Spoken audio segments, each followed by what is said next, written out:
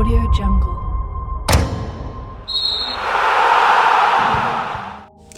Kabar buruk bagi timnas Indonesia jelang Piala AFF 2022. Thailand dan Malaysia tampil terengginas. Sebelum kita lanjut, jangan lupa subscribe agar mendapat informasi yang terbaru.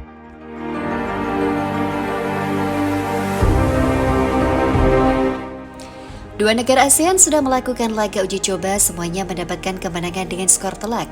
Seperti diketahui, Piala AFF 2022 akan segera dimulai, yakni pada 20 Desember 2022.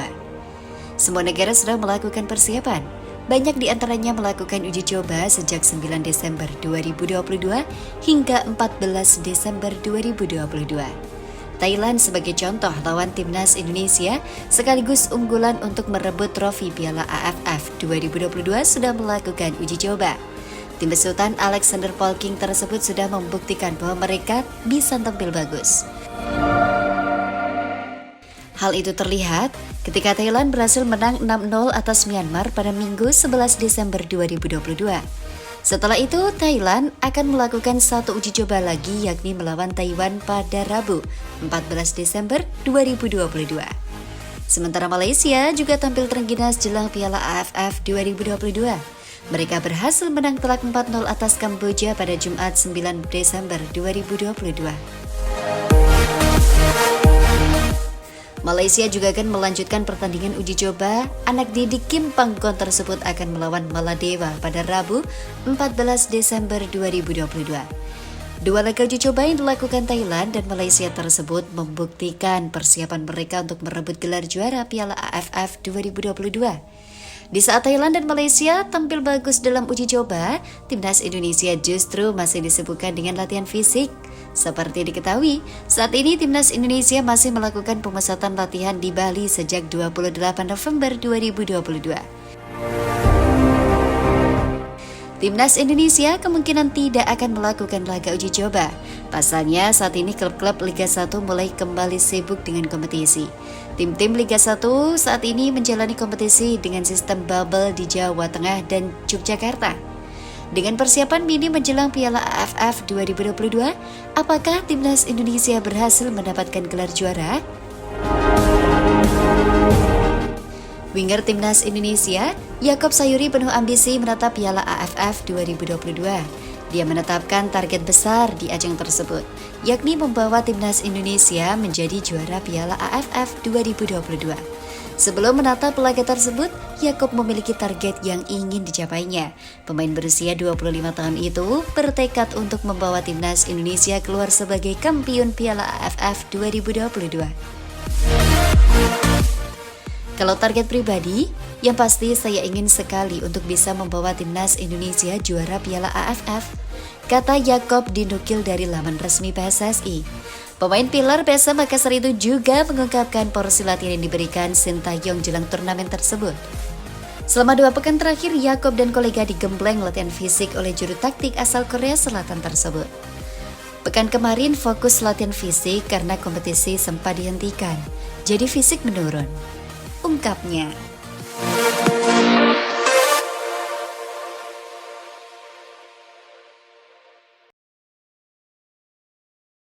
Audio Jungle. Pemain naturalisasi Belanda gacor usai dicoret timnas Indonesia. Sintayong menyesal. Sebelum kita lanjut, jangan lupa subscribe agar mendapat informasi yang terbaru.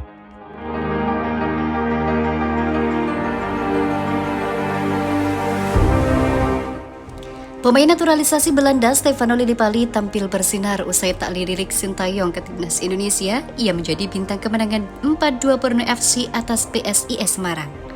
Stefano Lillipali mengamuk dalam laga tersebut dengan raihan 2 gol dan membantu Borneo FC berada di papan atas klasemen Liga 1 di posisi ketiga dengan 26 poin. Nama Stefano Lillipali sendiri ramai dibicarakan warganet karena dicoret atau tidak dipanggil Sintayong ke timnas Indonesia untuk Piala AFF 2022. Padahal, Stefano Lillipali dianggap bermain baik di Borneo FC dan layak berseragam timnas Indonesia. Dilansir dari Transfer Market, di Liga 1 2022-2023, Stefano Lillipali bermain sebanyak 12 kali dengan torehan 3 gol dan 4 assist. Statistik tersebut tentunya cukup baik untuk seorang pemain naturalisasi asal Belanda ini. Lalu, apakah Sintayong menyesal tak memanggil Stefano Lillipali? Sintayong sendiri lebih memilih pemain muda untuk posisi yang dimiliki Stefano Lillipali, yakni winger untuk timnas Indonesia. Nama tenar seperti Sadil Ramdhani, Witan Sulaiman, Egy Maulana Fikri menjadi pilihan Sintayong di lini serang timnas Indonesia di Piala AFF 2022. Timnas Indonesia menggunakan 4 pemain naturalisasi di Piala AFF 2022. Mereka ialah Jordi Amat, Sandy Walsh, Mark Klok, dan Ilija Spasojevic. Jumlah 4 pemain naturalisasi merupakan yang terbanyak sepanjang Timnas Indonesia ambil bagian di Piala AFF. Sebenarnya sebelum Piala AFF 2022, Timnas Indonesia juga pernah menggunakan 4 pemain naturalisasi di Piala AFF.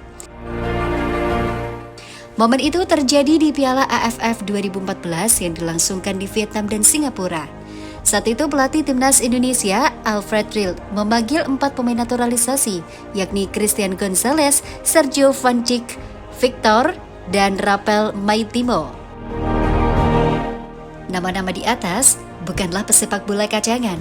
Christian Gonzalez merupakan raja gol di Liga Indonesia. Raphael Maitimo pernah membela timnas Belanda junior bersama Robin van Persie. Saya akan membalas budi dengan pertandingan yang keren dan tidak mengecewakan jika masyarakat Indonesia dan para fans sepak bola Indonesia datang ke stadion dengan memenuhi kursi stadion tanpa terkecuali. Saya benar-benar mohon dukungannya yang penuh untuk timnas Indonesia. Terima kasih banyak. Tutup juru taktik asal Korea Selatan ini.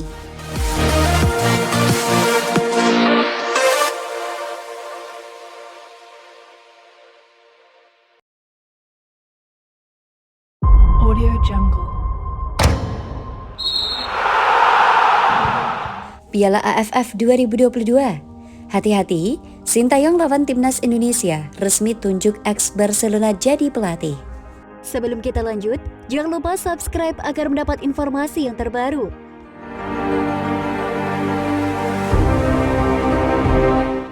Lawan timnas Indonesia di Piala AFF 2022 melakukan manuver dengan menunjuk ex jebolan Barcelona sebagai pelatih kepala. Ex Barcelona tersebut adalah Josep Ferrer-Bers yang resmi ditetapkan menjadi nakoda timnas Filipina. Kepastian ini diumumkan melalui akun media sosial timnas Filipina Kamis 8 Desember 2022. Selamat datang di Filipina, Coach Coco. Dengan pengalaman melatih lebih dari 1 dekade, mantan pelatih Akademi Barcelona, Josep Ferrer, mengambil pekerjaan utama sebagai pelatih di tim nasional Filipina. Tulis Facebook The Ascalas. Manajer timnas Filipina Dan Palami mengatakan bahwa Josep Ferrer dinilai cocok dengan karakter skuad timnas Filipina sekarang. Josep Ferrer merupakan juru taktik yang masih berusia 39 tahun. Kehadirannya diharapkan dapat membangun fondasi The Ascals yang saat ini dihuni mayoritas pemain muda. Terlebih, Josep memiliki segudang pengalaman bersama raksasa Liga Spanyol Barcelona.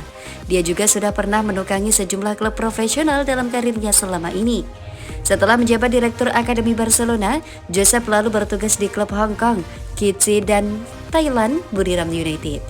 Ia kemudian menjadi pelatih kepala Nike Jepang, klub di Thailand, dan Bangkok Glass FC. Josep Ferrer juga pernah menukangi klub asal Puerto Rico FC, Bayaman FC, sebelum kembali ke asing sebagai asisten di klub India AS Bengal. Sebelum menerima tawaran timnas Filipina, dia memegang kendali di Barca Foundation di Barcelona. Adapun timnas Filipina asuhan Josep Ferrer bakal menjadi lawan timnas Indonesia di fase grup Piala AFF 2022. Laga timnas Filipina versus skuad Garuda tersaji pada partai pemungkas grup A Piala AFF 2022 pada Januari 2023. Ini menjadi kewaspadaan bagi Sintayong, mengingat timnas Indonesia akan bermain di markas The Ascals. Hampir 2 pekan menjalani latihan di gym dan Bali United Training Center di Pantai Purnama Gianyar, skuad timnas Indonesia kini mulai bergeser. Sejak kemarin, 9 Desember, skuad Garuda menggelar latihan taktikal di kandang klub Liga 1 Bali United di Stadion Kapten Dipta Gianyar, Bali. Latihan taktikal dipimpin langsung pelatih timnas Indonesia Sintayong setelah dalam latihan fisik banyak diambil alih para asisten pelatih. Never give up. tulis PSSI dalam unggahannya di akun Instagram. Terus berlatih dan berkembang Garuda, imbuhnya. Latihan taktikal sebenarnya sempat diberikan Sintayong saat berlatih di Bali United Training Center, tapi porsinya sangat kecil. Selama pemusatan latihan di Pantai Purnama, tim pelatih lebih banyak menggenjot fisik pemain.